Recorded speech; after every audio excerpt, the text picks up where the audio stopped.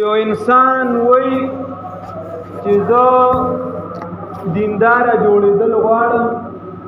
یا د دین په لاره کې یا مسلمانی دا به زه څنګه چلوم او څنګه به روان یم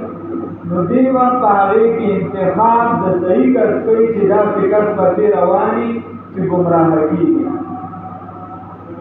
هر کو جابودي دا د قرآن نه یا د حدیثونه نه مسائل رسېږي او نه هر سړی په دې مسایلو پوهېږي او نه په انصاف سره روان دی رسوي دا خو د اوس زمانه ناپاکه ده دې نه هغه چې پاکه زمانه وه نو په هغې کې د فرقو دا شروع د هغه ځای نه شوي نو د دې وجې چې ژوند تېروي ځان ته به انتخاب د رهنما سم کړي هغه که ذاتي ملګرتیا وي که کور وي او که بار وي او که علمي دنیا وي او که د دین میدان الله رب العزت په دې قرآن کې یو واقعه ذکر کوي یو پیغمبر د موسی علیه السلام نه دا خبره را شروع وه چې هغه خپل قوم ته ووایي چې د عمالقو خلاف جنګېږو جالوت سره مقابله کوي ورته هغه سره به څنګه مقابله کوو اوږده واقعه ده هغې ته نه خو خیر بیا موسی علیه السلام کې خفه شو ځکه دوی ورته ووایي فاذهب انت وربک فقاتلا ان هاهنا قاعدون وایي ته ستا رب دې لړ شي او هلته هغې سره وجنګېږي موږ دلته تماشې ته ناست نو خدای پاک په هغه میدان کې دې ایثار پاتې بیا یو پیغمبر علی اختلاف الاقوال نومونه پکې شته چې کوم پیغمبر خو خیر دغه پیغمبر د دغه زمانې هغه بیا چې دې کله تیارول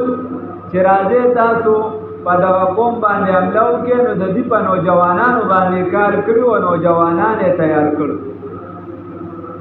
نو هغه اوږده واقعه دا واقعې ته اوس نه خو خیر دوی ورته وایي چې جګړه او چا سره مقابله دا خو د مشر لاندې کېږي چې څوک ترې مشر وي داسې خو به هر یو خپله ډنګوي یو به وایي چې دا په دې طرف حمله کوو بل وایي د دې طرف ځو بل وایي دا نو موږ له د مشر انتخاب وکړه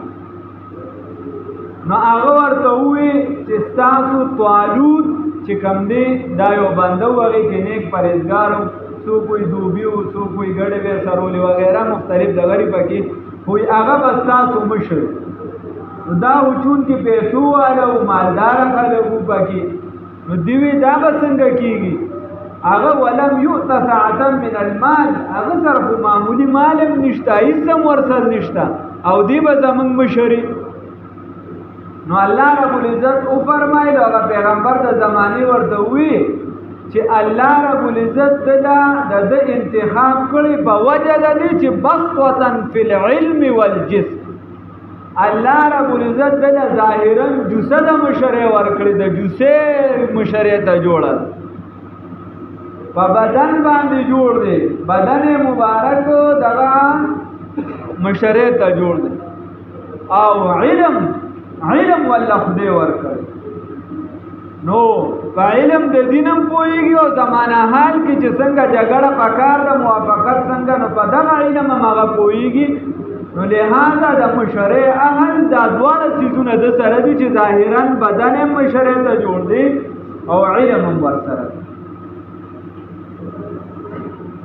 نو معلومه دا شوه بابا چې د رهنما لپاره دا اصول یو ضروري دی چې ته د یو قبیلې یا د یو عهدې د مشر انتخاب کې نو هغه ته وګوره شاته ده پسې غټ قوم دی په دې کې بهر قسمه خلک وي څوک به ظاهرا جوسې ته ګوري څوک به نو چې د ده انتخاب کړي نو چې ظاهرا هم برابر وي هسې نه عهده دې ډېره غټه ورکړې ده خو هغه کوم شي چې په کرسۍ ناست دی یا بدي لګي یا کرسۍ هم ورسره بدي ښکاري نو داسې کس باندې انتخاب بل دا چې په ظاهرا خو سم ګوایي دی ښه برابر دی خو ګوادرتۍ برابر نه دی په ظاهري شکل و شباهت برابر دی خو نور نه پوهېږي چې زمانې سره به څنګه چلېږي دا د علم خبره ده دا به دې ځای کې دا به زمانه حال سره څنګه چلېږي مثال په طور قرآن به د دې زمانې سره څنګه لګي ځکه دا خو داسې کتاب دی چې د قیامت سبا پورې لګي نو چې په علم هم ورسره برابر. بیا علماء لیکلي دي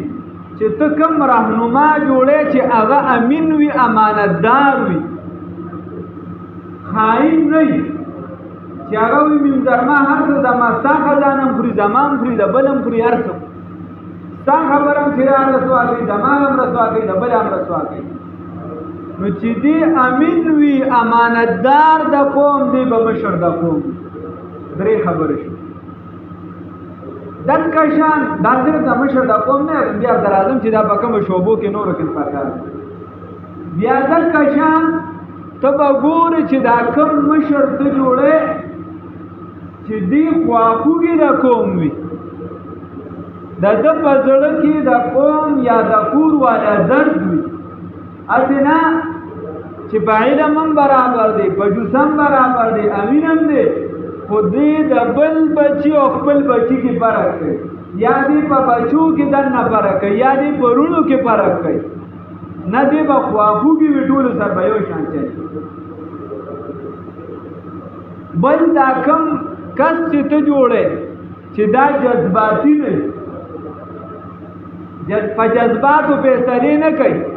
ځکه فیصلې د قوم او فیصلې د یو لښکر، فیصلې د یو مذهب، فیصلې د یو علاقې دا په جذباتو نه کېږي. خلک څه وایي لم ہونے خطا کی برس ہونے سزا پائی. یو معاهده خلک وکړي، یوه غلطي وکړي، شاته په نسلونه پې تباه شي، هغه د یو کس درته دستخط کړي، یو کس معاهده کړي، د هغې د وجې نسلونه تباه شي. نو کس به امین هم وي، کس به د قوم خواخوږي وي، بل دغه کس به په دغه قوم کې نشونما شوي، په دغه قوم کې به رالوی شوي، په دغه خلکو کې به رالوی شوي، نو دی به د دې خلکو کمې هم پېژني، د دې زیاتي به هم پېژني، د دې مذهب به هم پېژني، د دې ذاتیات به هم پېژني، او د دې جذباتیت به هم پېژني چې دی ځای کې د دې جذبات دي او شاته په دې ودرېدي نه شي، او دې ځای کې دې ځای پورې دې ودرېدي شي، د دې نه وړاندې دې نه شي تللی. نو دې څیزونو باندې به پېږي په دې قوم کې به رالوی شوي، د قوم نه بار به نه وي رالوی شوي، ځکه چې کوم کس د قوم نه بار رالوی شي، هغه د هغه قوم د هغې په غلطو نه پوهېږي، د هغه په ښه والي نه پوهېږي، د هغې خوبیانې ورته نه معلوم، د هغې ناکامي ورته نه معلومه، هغه په هغه سختي نه راغلی، ځکه هغه خو د بل ځای دی. نو چې په دغه قوم کې رالوی شوي، چې رالوی شوي په دغه کې د دغه ځای سختې هر څه لیدلي، نو دا به مشر جوړي. نو چې په علم هم برابر وي، امین هم وي، خواخوږي هم وي، او ورسره په دغه قوم کې هم رالوی شوي، خائن هم نه، او ورسره د ټولو نه اعلی او بنیادي مسله چې هغه د الله سره او د رسول الله صلی الله علیه وسلم سره وفادار وي، هغه دین نه خرڅوي په یو څو پیسو باندې، هغه که هر څومره سخته راشي. تاسو د مشرانو تاریخ نه کتلی، امام اعظم ابو حنیفه رحمه الله جنازه دا د جیل نه وتله، امام احمد بن حنبل رحمت الله علیه په قرآن باندې چې دی کوړی بار بار وخوړلي، دا علامه ابن تیمیه رحمه الله جیل خوړلی څونه وخت، شاه ولی الله رحمه الله د هغه ګوتې کټ شوي د صحیح مسلې دپاره، دکه شان چې دی شاه عبدالعزیز د خپلې علاقې نه پیزار میزار هر څه تېر کړي، دکه شان یې له ووځه د علاقې. امام بخاري رحمه الله هغه یو ځای کې ستانه راوښتي چې کوم ځای به کلاس جوړېدو بادشاهي وخت به بارکو، چې کوم ځای به کلاس جوړېدو بادشاهي وخت به بارکو، اخره کې چې خپل کلي ته راغی هغې پرې نه ښوده، نو بار روان شو په سوارلۍ، الله تعالی سجد کړي خدایه ستا ځمکه ډېره پراخه ده، خو په محمد بن اسماعیل دا څنګه شوې. نو دا ځان له یو بات دا ځان له مسله ده چې سړی مرګ وختي شي او که نه شي وختي، او که وختي شي په کومه موقع وختي شي، دا ځان له مسله ده. خو خیر دې مشرانو دا چې دي نو دا سختې تکلیفونه دا د اسلام دپاره تېر کړي دي، اسلام سره وفاداري کړې ده، اسلام د بغاوت نه دی. نو چې دی د الله او د هغه د پیغمبر سره د هغې سره چې دی وفادار بل چې دی د قوم سره وفادار وي د قوم سره دا څومره تاسو په دې خطه کې څومره جنګونه شوي یو د نومې کیسې دی زه پښتون یم او زه دا یم او زه پلانکي یم او زه ډینګرې یم یو چې د تاریخ راتېر شي حالات وګورئ احادیث وګورئ د خطې سره ولګئ نو بیا به ته د حنفیت نه بل خوا مخ نه اړئ بیا به ته وایې چې زه پښتون یم نو علی سبیل البصیرت به بیا به ته پښتون د نظر او د دغه د وجې او اوس داسې خو ته چغې وایې نو بس یم دا په دې نږدې تاسو ګورئ خو نه ځکه موږ ټول د فیسبوک غازیان یو دا دلته دا ګجوهان چې ګجوهان چا تاریخ لیکلی دی په ګجوهان چا تاریخ لیکلی چا لیکلی او کمې قبیلې والا لیکلی قبیله خو زه بس یوسفزو لیکلی زموږ دا والا لیکلی نو یوسفزو د یو قوم خلاف جنگ کړو هغې 100,000 کسان مړو او دا یوسفزو 540 د پاسه یا کم وغیره ځکه چې تاریخ کې رتبو یا بسر قسموي دا مړو نو د لیکلی دی په ګجوهان چې چا تاریخ لیکلی ځکه خپله یوسفزی دی وی زمن 1540 یا کم و زیاد دا شهیدان شو نو چې ساغه شهیدان شو اقوام پختان و اموردار شو نو اسه شو اموردار نه چې دا کام سره خواهوږي دا یو اړخ نه متاثره نه د یو کس نه متاثره نه رسول الله صلی الله علیه وسلم چې کله انتخاب د مشر کو نو هغه به دک شان کو هغه به کتو چې دی پیغام خفقیږي کنه دی چې دی ورزي په هغه خلکو خفقیږي کنه د هغه غم بهم کو علی رضی الله تعالی عنہ د رسول الله صلی الله علیه وسلم جنډا ور کوي ورته وی دا والا حکستا پلاس باندې یو کس ته مسلمان کې دا د هغه زرونه به روایتین د سلونه بهتر دی چې ته په توره شهیدان کې دا هغې به هم کته چې د مقابل قوم به دې خواخوږي که نه به اصول به هم ورته ښول چې بابا په کوم ګوره د جګړه کې به هم رهنما ته چې ستا کوم رهنمایي جګړو کې به ما د اصولو نه باندې دي جګړه کې به هم ورته اصول ښودل چې په کوم قوم حمله کې که د اذان اواز راغی حمله به نه کې ګورې ماشوم به نه وجنې زنانه به نه وجنې کوم بوډا چې په جنګ کې حصه نه اخیسته هغه به نه وجنې راهب د صومعي او د ګرجي او دا به نه وجنې که چا پناه غوښتله پناه به ورکړې او پناه کې به دا نه وي چې سردار پناه ورکړه که سردار ورکوي که ادنا ورکوي بس چې چا پناه ورکړه نو پناه به او که چا یو پرې راووي چې پناه درکړې ده نو بیا به وروستو ګورې شرایط ماتېږي نه وغیره وغیره نو رهنما چې ته خپل جوړې هغه به په هر اعتبار سره برابر وي رهنما چا ته وایي لاروي ته وایي ته چې چا پسې روان یې هغې ته ویل شي نو دا خبره به راغونډه رهنما چې امین وي امانتدار وي د اسلام سره وفادار وي د قوم خواخوږي وي د هغه خلکو سره خواخوږي وي د خلکو ښېګړه لټوي د خلکو جوړښت راولي خلک جدا کوي نه مسلمان وي کلک دا به ته خپل مشر جوړی دا صرف د بار مشري نه ده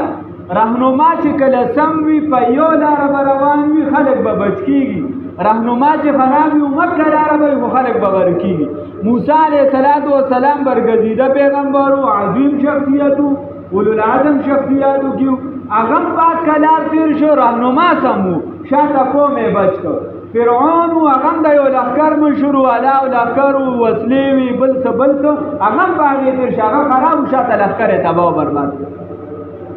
نو دکه شان به مشر به ته سم جوړی او دا پلار تم شریعت اصول ښیي چې کله ته په بچو کې یو مشر جوړی او ته هغې کې وایې چې بهی دا اختیارات به ده سره وي نو داسې مه کوه څوک کشر مشر کړي هغه خو د زمانې خواږو تراغه نه دي لیدلی نو هغه هم بیا بس کیسه روانه شي ته به ګورې چې دی په تقوا کې مشر وي دی په پرهیزګارۍ کې مشر وي دی په عمر کې مشر وي دی د تجرباتو نه راتېر شوي ځکه رسول الله صلی الله علیه وسلم فرمایي لا علم الا ذو تجربة وی علم نشته مګر صاحب د تجربې چې تجربې نه راتېر شوي دا علم دی